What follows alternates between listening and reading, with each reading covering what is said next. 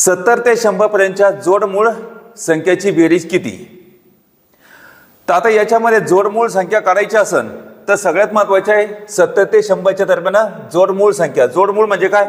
दोनच्या फरकाने असणाऱ्या. मग दोनच्या फरकाने असणाऱ्या कोणत्या सांगा? 71 अधिक 73. तर मग आता 71 ही मूळ संख्या आहे, 73 ही मूळ संख्या आहे, यांच्यामध्ये दोनचा फरक आहे हे आपल्याला समजलं आहे. मग सांगा 3 आणि 1 4 आणि 7 आणि 7 14. तर या ठिकाणी यांची बेरीज किती आली? 144. चला पुढचं गणित बघूया. ABCDEFGH असं या ठिकाणी दिलेलं आहे. म्हणजे 1 ते 8 सोबतच्या आकृतीत एकूण रेषाखंड किती आहे? तर आता रेषाखंडाला समानार्थी शब्द कोणता ठेवायचा आहे? हस्तांदोलन. समजलं? तर हस्तांदोलनला समानार्थी शब्द रेषाखंड. तर लगेच तुमच्या लक्षात येईल की हस्तांदोलनाचे गणित जे आहे आपल्याला ते सोडवायचे आहेत. तर मग आता सांगा 1 ते 8 दिलंय, तर मग काय करायचं? 8च्या पूर्वीची एक संख्या घ्यायची. काय म्हणायचं? 8 गुणिला 7/2. बेक बे बेचोप 8 आणि 7 चोप 28. तर या ठिकाणी उत्तर किती आलं? 28. कारण या ठिकाणी 1 पासून 8 पर्यंत दिलंय. तर रेषाखंड काढायचा असेल तर 8 पकडायचा, 1 कमी करायचा आणि 8 गुणिले 7/2 करायचं. 28 उत्तर काढून घ्यायचं. झालं याचं उत्तर. चला पुढचा प्रश्न पहा. 73.249 या संख्येतील 9 अंकाची स्थानिक किंमत ही 3 अंकाच्या स्थानिक किमतीच्या किती पट आहे? तर मग आता इथं लक्षात घेणं महत्वाचं आहे. 73.249 तर 9 अंकाची स्थानिक किंमत आणि 3 अंकाची स्थानिक किंमत. तर मग आता या 9 अंकाची स्थानिक किंमत किती आहे सांगा? तर आपण बघितलंय. तर 9 जसे तसे लिहायचे. पॉईंटच्या पुढे किती अंक आहे? 3. म्हणून खाली एकावर किती शून्य ठेवायचे? 3 शून्य. नाही तर 3 अंक सोडून पॉईंट द्यायचा. आता बरोबर काय म्हटलंय? ही म्हणजे बरोबर 3 या अंकाच्या म्हणजे काय? 3 या अंकाच्या च्या म्हणजे काय? गुणिले. आता या पॉईंटच्या डाव्या साईडच्या संख्या ह्या पूर्णांक संख्या असतात, उजव्या साईडच्या या दशांश अपूर्णांक असतात, त्यांना अपूर्णांकामध्ये आपण रूपांतर करायचं असतं. तर 3 अंकाची स्थानिक किंमत, तर 3 अंकाचे स्थानिक किमतीच्या किती पट आहे? तर म्हणजे काय? च्या म्हणजे गुणिला किती पट म्हणजे 100. तर आता गुणिला 3 आहे तर काय होईल? भागीला 3. 3 आणि 9 कोणत्या पाड्यामध्ये? 3च्या. 3 1 3 3 3 9. आता 3 याचं असेल तसे लिहा. आता एकावर किती शून्य आहे? 3. तर मग शून्याचा घात किती होईल? 3 होईल. हे लक्षात घ्यायचंय. तर मग आता इथं काय? खाली काय? अधिक 10चा अधिक 3रा घात येतो. वर काय होईल? गुणिला करून 10चा वजा 3रा घात होईल. मग 3 याचं असेल तसे लिहा. गुणिला चिन्ह द्या आणि खाली 10च्या म्हणजे छेदस्थानी 10चा अधिक 3रा घात आहे. तर वर काय होईल? 10चा वजा 3रा घात. तर बरोबर 3 गुणिला 10चा वजा 3रा घात. पर्याय क्रमांक 1. पुढचा प्रश्न बघा. यम म्हणजे काय? यल म्हणजे काय? व्ही म्हणजे काय? आता यम म्हणजेच काय? 1000 हे ध्यानात ठेवायचंय. आणि भाग्याला यल म्हणजेच काय? 50 गुणिला व्ही म्हणजे काय? 5. मग आता इथं काय? 5 1 5 5 10 50. एका शून्याला एका शून्यानं काढायचं. तर 100/1 म्हणजेच काय? 100. तर 100 म्हणजेच काय? सी. हे ध्यानात घ्यायचंय. पुढचा प्रश्न पहा. 180 पानाच्या पुस्तकावर पान क्रमांक घालण्यास मुद्रकाला एकूण किती खिळे जुळवावे लागतील? तर मग आता 180 पानाचं पुस्तक आहे. मग आता एक लक्षात ठेवायचं. तर आता 1 ते 100 पर्यंत 1 ते 100 पर्यंत किती खिळे लागतात? 192. त्याच्यानंतर राहिले 80. मग आता 80 राहिले तर काय? 180 किती अंकी संख्या आहे? 3 अंकी संख्या आहे. तर गुणिला 3 करायचे. हा शून्य उचलायचा जसा तसा लिहायचा आणि 3 8 24. तर करा यांची बेरीज. 0 2 2 9 4 13 3 हात चाला 1 2 आणि 1 3 3 आणि 1 4.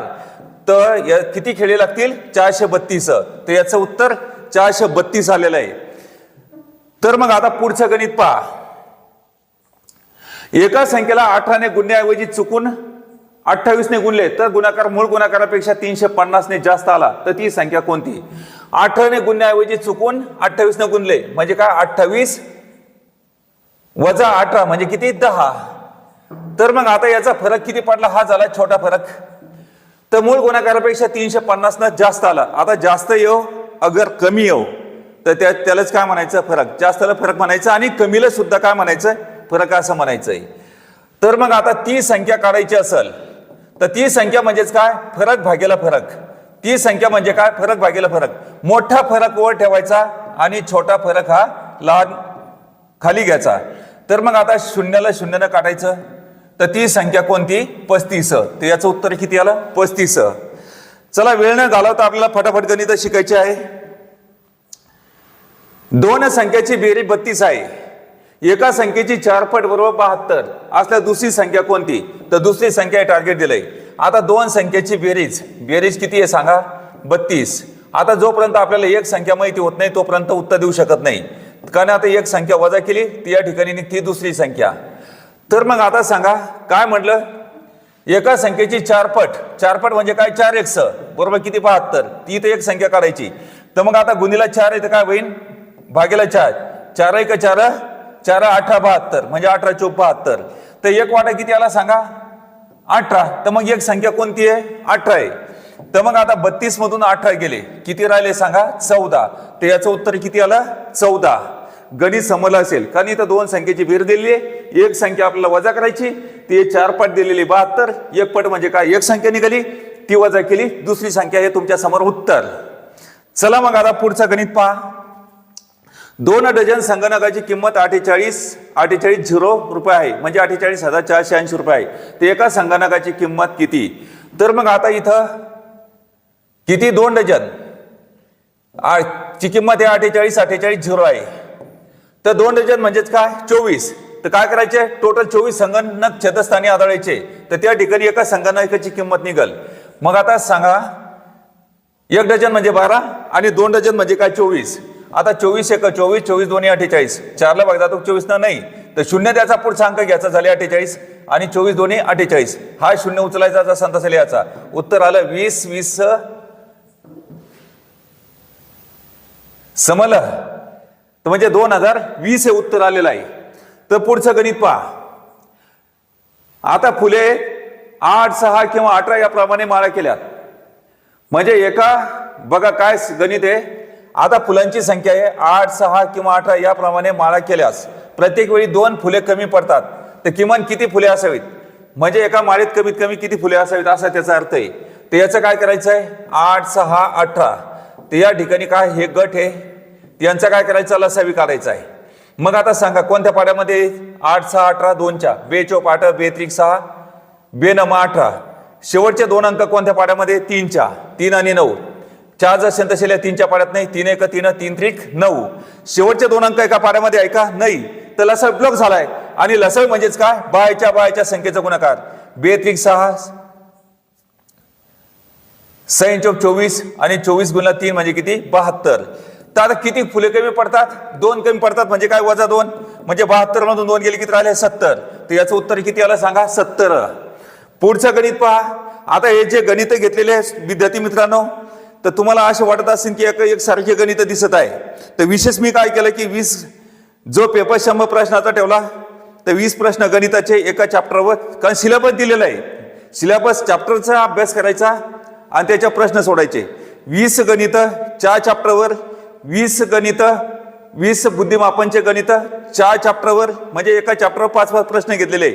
आणि त्याच्यानंतर 20 प्रश्न हे मराठी व्याकरण 4 चॅप्टर दिलेले, 2 रेग्युलर आणि शेवटचे समानार्थी आणि वाक्प्रचार असे त्या ठिकाणी 4 चॅप्टर मराठी व्याकरणचे दिले जातात. आणि त्याच्यानंतर 2 विषय, उदाहरणार्थ आजच्या पेपरमध्ये भूगोल दिला होता, पुढच्या वेळेस आपण भारताचा भूगोल देऊया. आज महाराष्ट्राचा दिला होता, आज राज्य घटना पंचायत राज दिला होता, पुढच्या वेळेस आपण भारताच्या भूगोल सोबत विज्ञान देऊया. त्याच्यानंतर 2 महिने चालू घडामोडी वाचायचे, त्याच्यावर 10 प्रश्न चालू घडामोडीचे विचारले जाईल. ही गोष्ट आपण लक्षात घेणं महत्वाची आहे. तर अशा प्रकारे एका चॅप्टरवर 4 प्रश्न आहे, म्हणून तुम्हाला सारखं वाटत असेल तसं वाटू देऊ नका. टार्गेट देऊ ना, अभ्यास केला जातोय आणि नंतर पेपर सोडवला जातो. तर याच्यामुळे तुम्ही करेक्ट 92 ते 100च्या दरम्यान हमखास मार्क घ्याल. तर त्याच्यामुळे टेस्ट सिरीज चालू झालेली आहे. आणि जे मी तुम्हाला सांगितलं होतं की मी पेपर घेऊन तुमच्या समोर याचं पीडीएफच्या स्वरूपात, ते शक्य झालं नाही. मी आता ऑनलाईन टेस्टच्या स्वरूपात आणलंय. 100 प्रश्न करायचे, सबमिट करायचे, प्रश्न त्या ठिकाणी मार्क तुमच्या समोर येईल. आणि लगेच कोणतं चुकलं काय चुकलं लगेच ते सुद्धा तुमच्या समोर आहे. त्याच्यामुळे हे सोपी गोष्ट झालेली आहे.